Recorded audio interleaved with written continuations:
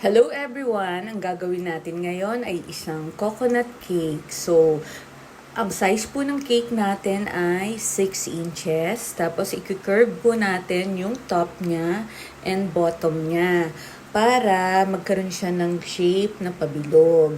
Pag nagawa na po natin yan, ika-cut po natin ang cake in between.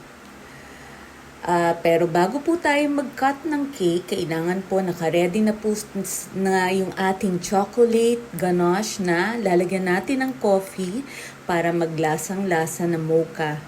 So, ayan na po, ina-assemble natin, tinitignan natin kung eksakto na yung sukat ng cake at yung shape ng cake. So, nakikita niyo po, pabilog na siya. Lagi nating tatandaan ang isang coconut shape na cake, hindi siya kailangan maging perfect, katulad ng isang coconut. So, ayan po, mag-a-assemble na tayo. Nilagyan na natin ng ganache yung pinaka-baseboard, tapos ganache filling. Mas practical pong gamitin ay ganache para po hindi po kayo mahirapan bumuo ng cake. So, ang gagawin nating coating ng ganache is 2 beses po.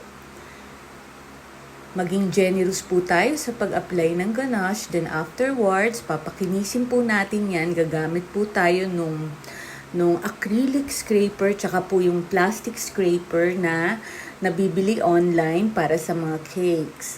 Nilagyan po natin yan ng barbecue stick sa loob. So, para po hindi siya malaglag dahil para po pag itrinavel siya, hindi po siya pagulong-gulong. So, ayan po, pinapakinis na po natin yung cake. Tapos, after nating pakinisin ng cake, ilalagay na po yan sa chiller. At pag nag-set na po siya, that's the time na magko-cover na po tayo ng fondant. So, ang ginawa po natin dyan, naglagay muna tayo ng white fondant on top. Tapos, binalutan po natin siya ng green. Tapos, kinat po natin yung ibabaw. Ayan po. Kinat po natin yung ibabaw para po lumabas yung white. At sinicure po nating maigi yan. Medyo matagal po yan. Mamassage nyo po yung gilid.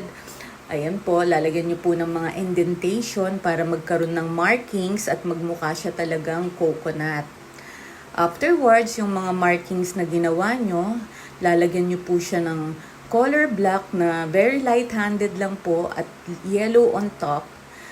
Tapos, lalagyan niyo po siya nung vodka para pag napakapal po yung kulay niyo, mababawasan po yung color. Tapos, finishing touches po natin, naglagay po tayo ng sugar flowers on top. So, pinili na lang po natin color yellow. Tapos, ang cake board, nilagyan na rin po natin ng cover, tapos ribbon on the side para mas maging presentable. So, naglagay na rin po tayo ng happy birthday sa cake board as requested po.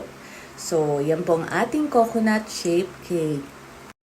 Thank you, cakers! I love you all!